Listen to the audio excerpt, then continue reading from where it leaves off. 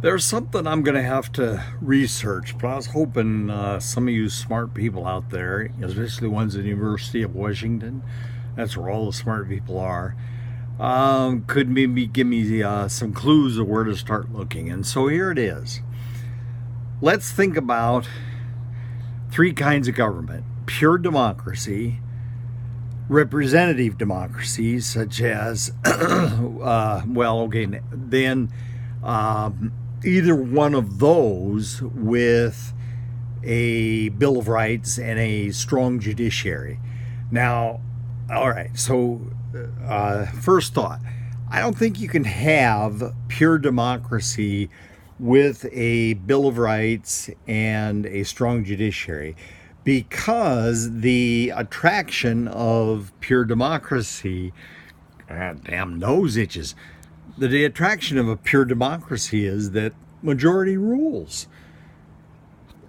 So what the hell do you need a Bill of Rights for? The majority should rule. Okay, but our founding fathers set us up with a representative democracy because they had seen pure democracy in action and they didn't like it. They were elitists and they did not trust you, the common man, to vote. So they let you vote for the House of Representatives and nothing else. Then we get further into it and a few damn fools decide that we ought to be able to vote for judges. Whew, there's a mistake. Anyway, so here's my inquiry.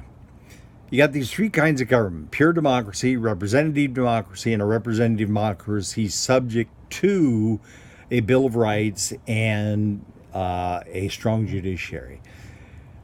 I suspect that each of those forms of government are workable up to a certain sized population, and also workable up to a certain amount of diversity. So let's say a pure democracy without a Bill of Rights could work in a country like Finland, that the people are all the same. They're very homogeneous, except, you know what? They have Laplanders, and people south of the Arctic Circle are very prejudiced against Laplanders. They say nasty things about Laplanders, but let's forget that for now and just talk about the rest of Finland being very homogeneous. All good people, all the same. They can run their public schools much better than we can run ours, etc. Okay, so with a pure democracy, after you reach a certain sized population, I don't think you can do it anymore, because we don't have enough connection. We don't have a sense of nationhood. There's no sense of brotherhood, sisterhood among us. No sense of community. Okay. Then also in a pure democracy, you let in too much diversity, and, well, what the hell, the majority should rule. And oh my God, these Mexicans or these Muslims are having all these children. We're not going to be the majority much longer. A democracy cannot stand too much diversity. Falls apart.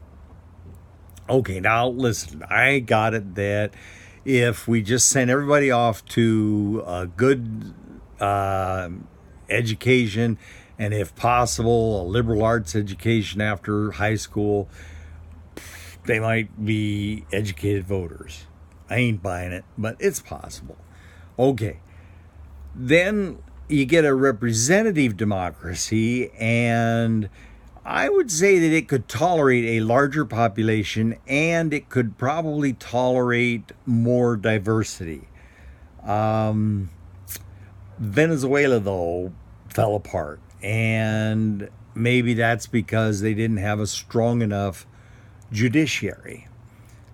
The judiciary probably actually has to have a militia to support it and back it up. Okay, but I would say that even a representative, okay, and what I'm thinking of with a representative democracy are people who have a serious financial stake in the preservation of the republic, the preservation of the economy. And that's what our founding fathers had in mind, was, guys like Jefferson and maybe even Hamilton. He didn't have Hamilton had a stake in the ideas that he was the father of. But Jefferson, Madison, those guys, they had a financial stake in the economy working and the nation holding together. But my question remains, will a representative democracy, even with a strong judicial system to enforce a Bill of Rights, will it reach a maximum population that it can tolerate? And can it reach a maximum amount of diversity that it can tolerate before it just explodes? It becomes too polarized, cannot work together.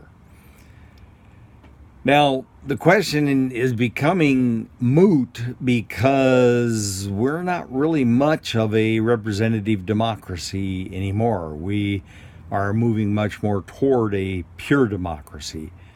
So I would suggest that a pure democracy can't survive diversity at all and can survive only a small population. Then you throw into the mix, if the economy goes in the shitter, well, then there aren't very many economies around the world, or democracies. Democracies around the world have gone down the shitter because of the economy going bad. This country itself began to tear apart when the economy has gone bad.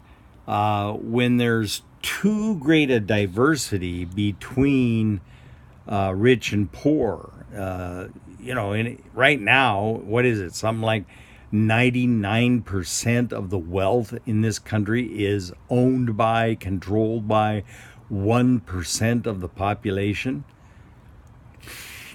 As we move toward more pure democracy, I ain't gonna put up with it. Damn it, I ain't in the 1%. I'm gonna vote to disrupt that economic system, tear it apart, spread it out. So I offer myself as an example of why we are not going to be able to hold it together with an economic crisis looming, and we can't hold it together with that kind of wealth disparity.